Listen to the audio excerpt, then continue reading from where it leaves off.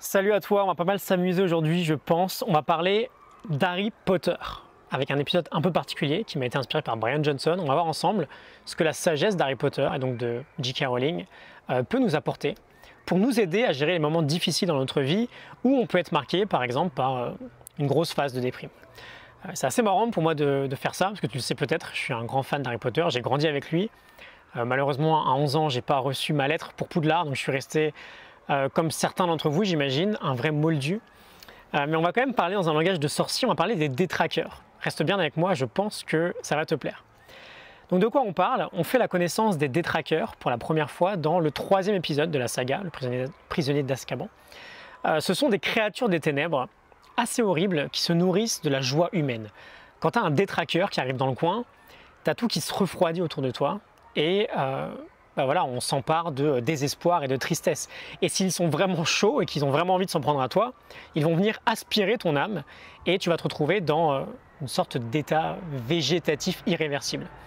Le seul moyen de s'en débarrasser, c'est grâce au fameux sortilège du Patronus, Expecto Patronum. Qu'est-ce qu'un Patronus? Le professeur Lupin l'explique à Harry de cette manière-là. Le Patronus représente une force positive, une projection de tout ce qui sert de nourriture aux détraqueurs, l'espoir, le bonheur, le désir de vivre. Mais à l'inverse des humains, les Patronus ne peuvent pas sentir de désespoir et donc les détraqueurs ne peuvent pas leur faire de mal. Je dois cependant vous avertir, Harry, que ce sortilège est peut-être trop complexe pour vous.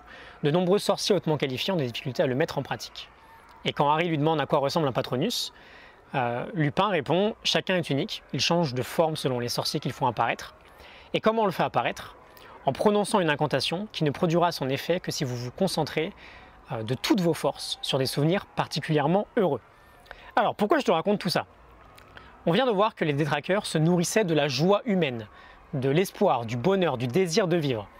Je ne sais pas toi, mais j'ai bien l'impression que J.K. Rowling nous donne une métaphore là, assez incroyable pour justement représenter la dépression. Et d'ailleurs, Lupin nous dit que de combattre un détraqueur, ça représente un très haut niveau de difficulté.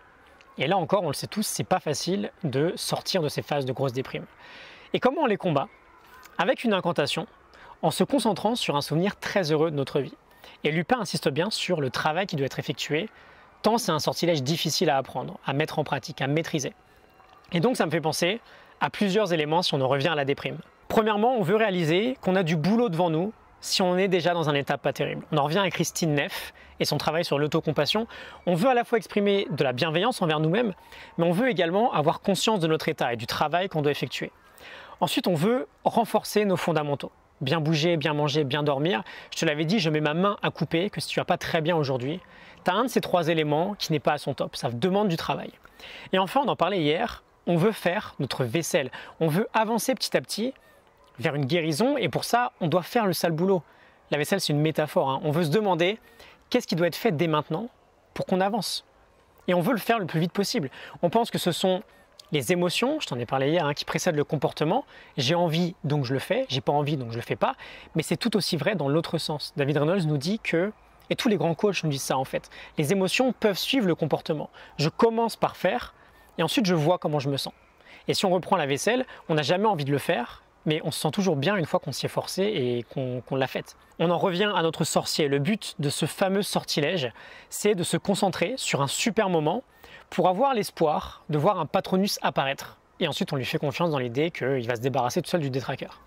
Et là aussi, on a un aspect clé pour mieux gérer la déprime ou la dépression. On veut être persuadé à 100% que notre futur sera meilleur. On veut regagner un niveau d'espoir très élevé. Et on a tous besoin d'un but, de quelque chose qui va nous faire tenir.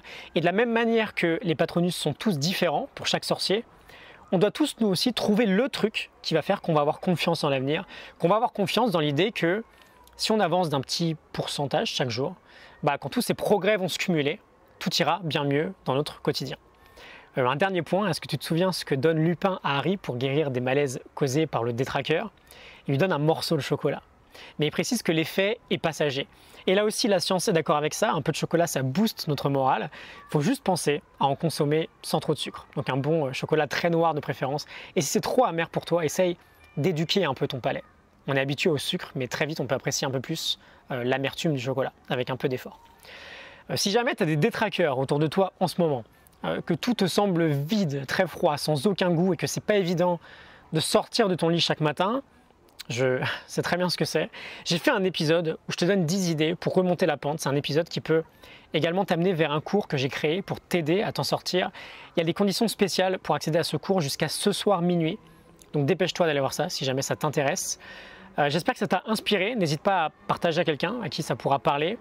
Je vais essayer à l'avenir de refaire différentes analogies avec cet univers. J.K. Rowling, honnêtement, elle est très forte pour ça. Ça va d'ailleurs être assez cohérent avec toutes les sorties des animaux fantastiques. Voilà, c'est plutôt sympa. Je te retrouve dans l'épisode en question. Je t'ai mis le lien en description si jamais ça te dit. Et sinon, je te retrouve demain pour un nouvel épisode. Salut!